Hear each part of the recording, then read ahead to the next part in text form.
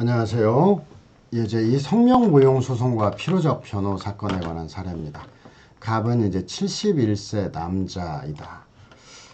여기에서 뭔가 하나 이제 걸리기 시작하네요. 성명무용 소송인데 일단 71세 남자이다.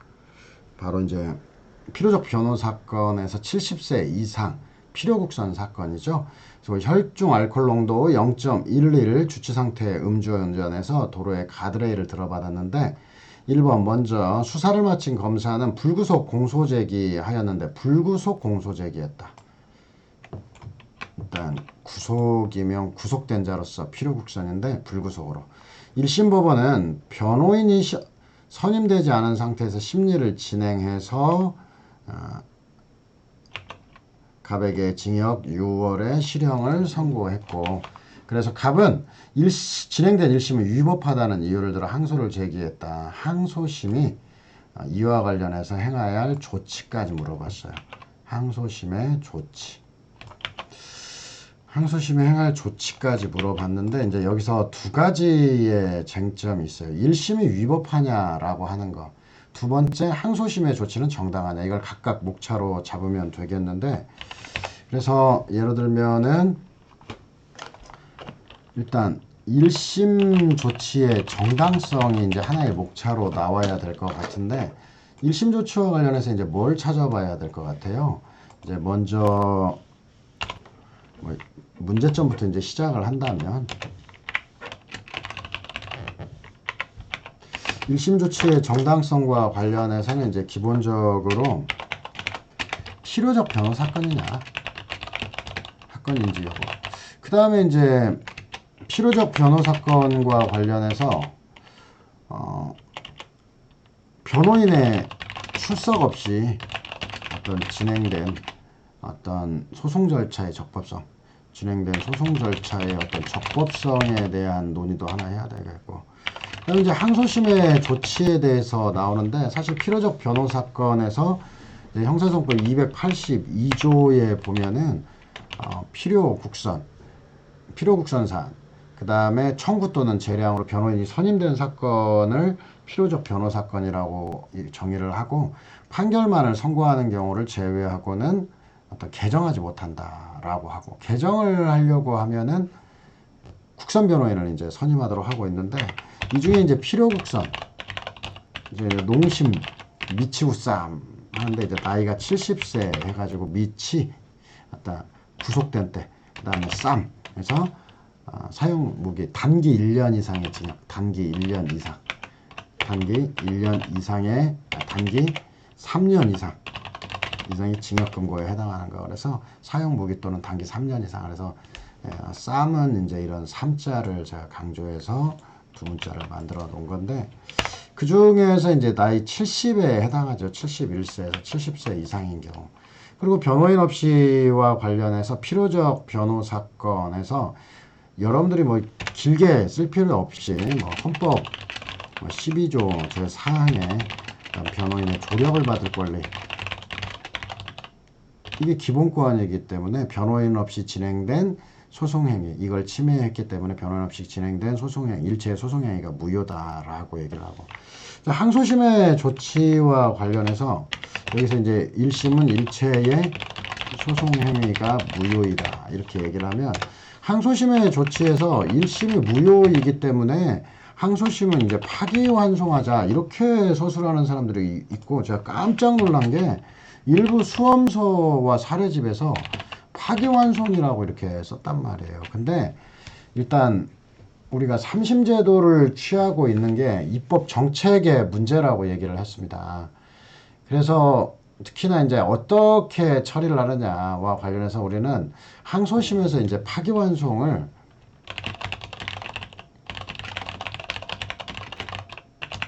관할 위반이나 공소기각이 위법 시에 딱 한정을 해놨어요. 그래서 항소심은 속심으로써 파기 자판이 원칙이다. 항소심은 속심으로써 파기 자판이 이제 원칙이다. 그래서 이 파기 자판에 대한 조문도 이제 암기를 해 주셔서 364조 6항 이제 외워야 돼요. 364조 육하가 많이 쓰니까. 그래서 파기자판이 원칙이고, 이 파기자판이라고 하는 것에 대해서 기본적으로 우리 법에서 파기자판의 내용을 이제 과거에는 스스로 심판해가지고 판결하면 된다. 항소심이 스스로 판결하면 된다고 얘기를 하고 한 적도 있지만, 최근의 판례는 확고하게 어떤 공판 중심주의를 감안할 때 파기자판은 새롭게 증거조사 혹은 새롭게 소송행위 후 이를 토대로 심판해야 된다라는 걸로 굳어져 있어요. 그래서 이 부분 좀 지적을 해서 놓는 게 설문 1에 대한 예의가 될 것 같고요. 그 다음 이제 설문 2에 대해서는 설문과 달리 음주운전을 한 갑은 을의 성명을 모용해서 수사를 받았고, 그 결과 검사는 을의 이름으로 300만 원을 약식명령을 청구했다. 약식명령을 청구받은 을이 정식재판 청구를 진행한 경우, 그런데 거기서 성명 모용이 밝혀졌다. 이제 갑이 성명을 모용했다. 성명을 모용했다. 항상 이제 여기서 두 문자가 있어요. 모진놈, 모용자가 진범, 진범이 모용자로서 실질적 피고인이다라고 하는 거. 그래서 성명 모용 소송에서는 누가 진범, 모진놈이냐를 보고, 그래서 갑이 실질적 피고인. 근데 을이 받았다. 을은 형식적 피고인인데 을이 정식 재판을 청구한 경우에 어떤 판단을 내려야 되느냐고 물어지는데, 이렇게 이제 기본적으로 이 약식명령과 관련해서 명령에서 이제 성명 모용을 했다. 그러면 이제 기본적으로 실질적 피고인이 누구이냐라고 하는 부분은 아주 간단하게 하면 돼요. 표시설에서부터 이제 행위설, 의사설, 절충설, 실질적 표시설. 이 실질적 표시설은 두 가지예요. 표시설을 중심으로 하기도 하고 의사설을 중심으로 하기도 하는데, 이에 대해서 이제 검토를 하게 되는데, 민사소송에서는 표시가 위주가 돼요. 소장을 받고 받으면 표시로 하지만 민사는 수사 절차라는 게 없잖아요. 근데 이 형사소송 절차에서는 기본적으로 의사설을 중심으로 한 실질적 표시설로 가게 되는데, 왜 의사설을 중심으로 하냐? 기본적으로 여러분들이 이제 난 진범이 아닌데 누가 나를 뭐 횡령죄로 해가지고 검사가 날 체포해 갔어. 그러면 체포해 가가지고 조사를 하면 난 진범 아니기 때문에 조사 안 받겠다 할 수 있나요? 검사가 나를 진범이라고 지적을 하게 되면 나는 진범이냐 아니냐를 불문하고 조사를 받아야 돼요. 즉 검사의 의사가 중심이 될 수밖에 없다. 그래서 의사설을 중심으로 한 실질적 표시설인데, 뭐 근거와 관련해 가지고는 246조, 즉 기소 독점주의가 될 거예요. 우리는 검사 의사가 공소에서는 우선할 수밖에 없다라고 하는 거죠. 그리고 이제 이렇게 해서 보면은 실질적 피고인은 모진놈이 될 것 같고요. 그 다음에 이제 조치와 관련해가지고 정식 재판을 청구했으니까 일단은 바로 형식적 피고인, 이제 을에 대한 조치와 관련해서 정식 재판 청구를 기각하자는 입장도 있어요. 그냥 그렇게 해서 마무리하고 너 피고인 아니니까, 갑이 피고인 아니니까 기각하자, 이런 얘기를 할 수도 있는데,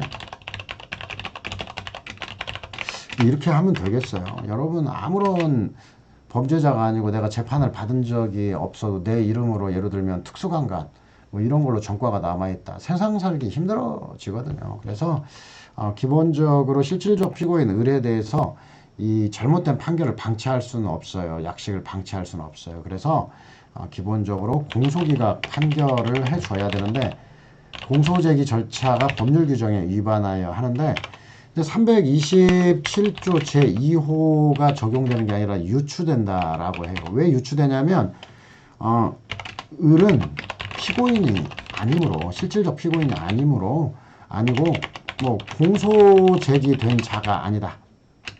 즉 공소 제기의 효력을 받지 않기 때문에 직접 공소를 기각할 수, 공소 제기 절차가 무효라고 볼 수는 없고, 그래서 유추해서 무효다 이렇게 처리를 하고, 그 다음에 이제 문제는 이제 실질적 피고인 갑에 대한 얘기예요. 실질적 피고인 갑은 어떻게 처리할 거냐. 이것에 대해서 이제 정식 재판으로 보내야 된다라는 입장도 있지만, 우리 판례는 확고하게 약식 절차 설입니다. 약식 절차 설이라고 하는 건 뭐냐. 바로 약식명령에 송달을 다시 해야 된다라고 하는데 참 묘한 거 있어요. 뭐냐면 일반 형사의 공판 절차에 나오면은 구두로 선고하기 때문에 도달하는 게 문제가 없어요. 근데 약식명령이라고 하는 것은 일반 형사 절차와 상관없이, 그러니까 일반 공판 절차에는 민사는 판결문이 도착을 하고 나서부터 2주 후에 상소기간이 제기되는 등 판결문 도달이 중요하다. 그러나 형사에서는 전혀 판결문 도달이 중요하지 않아요. 형사소송에서는 뭘 하냐면 통상 구공판 절차는 판결의 구술로 고지가 중요해요. 근데 예외적으로 약식 절차에서만큼은 약식명령을 발령하고, 이 발령하는 것은 서명날이 나는 거예요.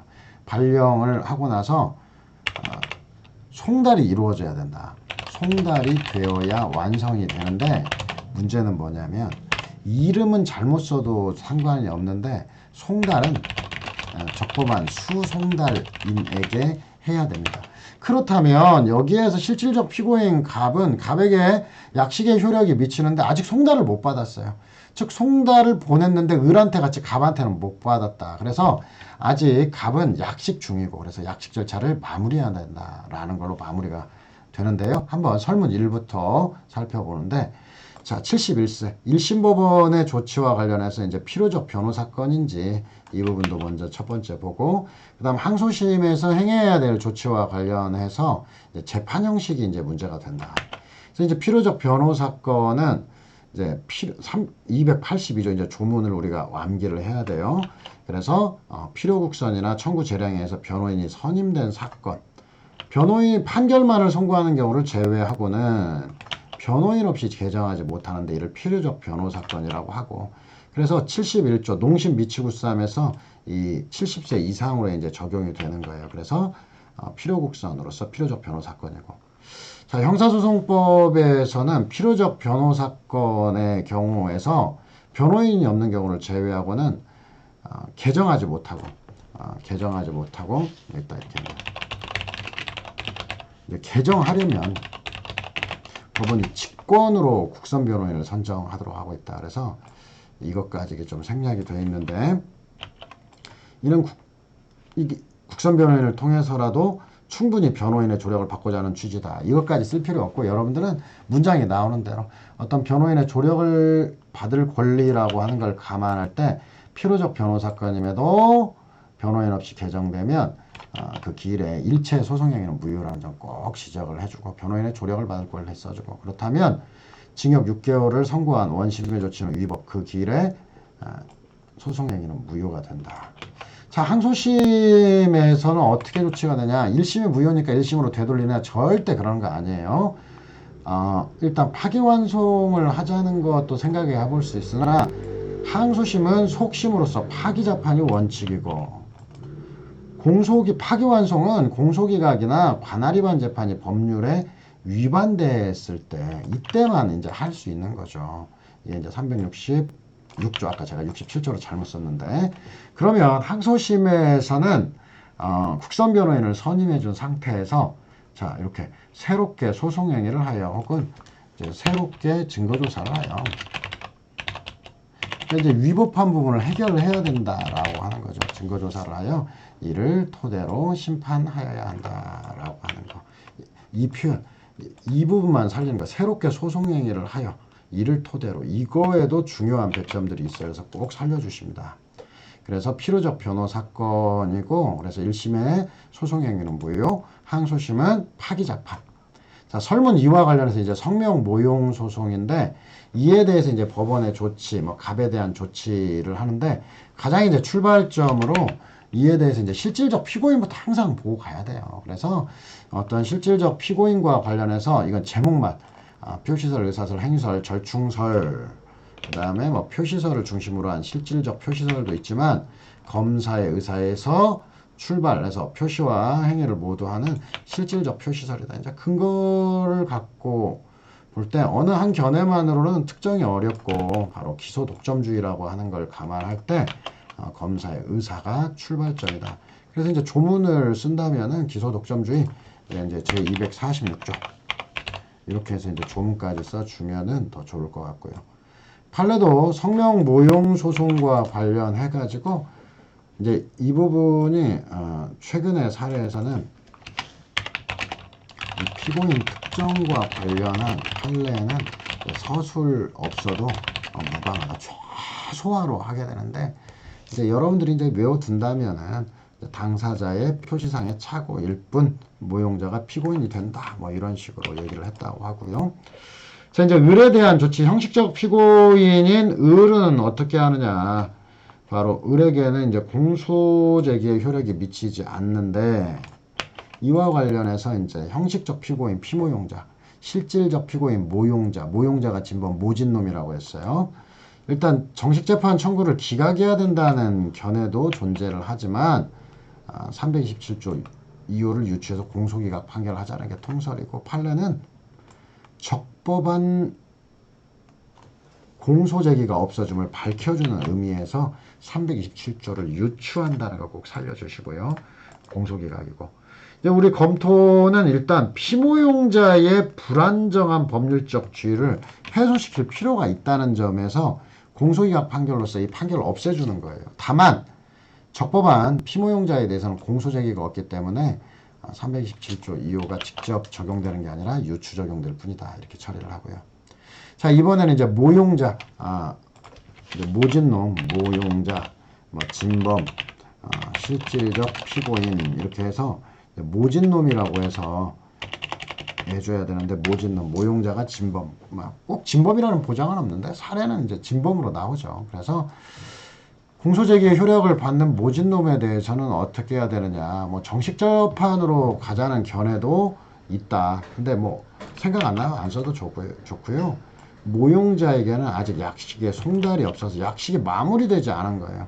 절차가 종결되지 않은 상태에 있어서 약식 절차를 마무리해 줘야 된다라고 하는 거예요. 통상의 약식 절차를 마무리해 줘야 된다. 이 마무리하는 방법으로 판례 역시 이제 약식 절차설에 따라서 원래 이제 검사는 표시 정정, 법원은 재판서 경정이에요. 그래서 이를 모용자에게 송달을 해야 된다 했고, 여기서도 이제 참고로 공소장 같은 경우 이제 표시 정정은 공소장 고정의 일례입니다. 그래서 공소장을 고쳐주자, 이름 긋고 쓰겠다는 거고, 이에 대해서 이제 공소장 일단 표시 정정은 근거 규정도 없어요. 반면에 재판서의 경정,